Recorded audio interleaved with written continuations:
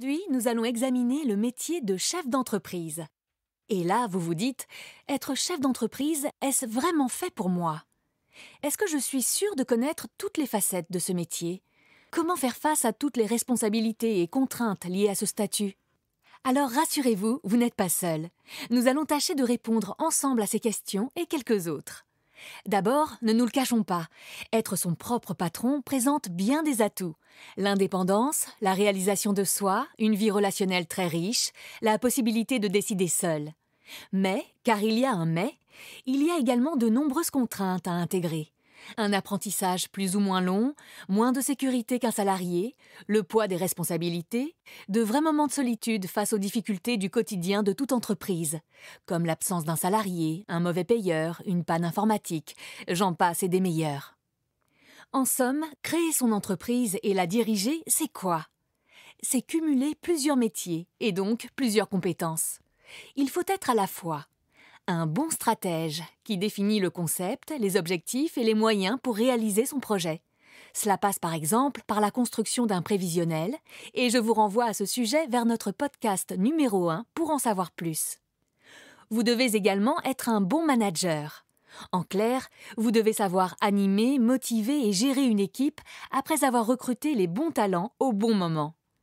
Mieux vaut également être un bon commercial pour identifier clients, fournisseurs et concurrents, cibler les besoins, fournir un service adapté aux attentes des clients et vendre efficacement. Il faut aussi être un bon chef d'orchestre pour organiser et suivre les tâches techniques et administratives quotidiennes. Cela comprend l'achat, la négociation et la conformité des produits par rapport aux commandes. Vous devez également être un bon gestionnaire, capable de décrypter trésorerie, bilan et résultats de l'entreprise. Mais aussi un bon communicant, à l'affût des tendances et des signaux faibles, pour sans cesse vous réadapter à votre cible et lui transmettre les bons messages. Enfin, un bon influenceur. Vous devez créer, entretenir et développer des réseaux utiles, formels et informels. Cela passe par vos relations, mais aussi par les réseaux sociaux. L'important est d'obtenir une notoriété, de faire parler de votre entreprise et de votre produit. Et là, vous avez l'image mentale d'une pieuvre humaine avec ses multiples bras. Et vous vous dites « ça ne me ressemble pas trop ». Pourtant, vous avez la bonne idée, la passion, l'envie. D'accord, vous ne maîtrisez pas encore tous ces domaines de compétences. Mais rassurez-vous, en réalité, il est très rare que ce soit le cas au démarrage. Et surtout, n'oubliez jamais qu'il existe des solutions comme apprendre ou bien s'entourer, par exemple. Pour le reste, n'hésitez pas. Déléguer. Prendre en charge la saisie comptable de son dossier l'année de la création peut s'avérer lourd pour un chef d'entreprise débutant.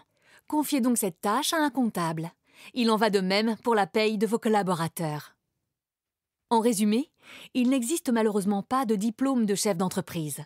Tout l'enjeu consiste donc à savoir vous faire accompagner dans les domaines de compétences que vous ne maîtrisez pas. C'est en étant bien formé, bien entouré et conseillé que vous pourrez vous concentrer sur le développement de votre entreprise. Pour mettre tout cela un peu en pratique, je vous propose de faire un exercice. Parmi les compétences du chef d'entreprise que nous venons de lister, identifiez vos points forts et vos faiblesses. Ensuite, parmi celles qui vous font défaut, lesquelles souhaitez-vous absolument maîtriser? Ne soyez ni trop indulgent ni trop dur avec vous-même. Plus vous serez honnête, mieux vous pourrez définir les points à améliorer. C'est la clé d'une formation efficace. Or, la bonne formation des entrepreneurs est un véritable facteur de longévité de votre projet, particulièrement après la première année d'existence de l'entreprise. Alors, à vous de jouer!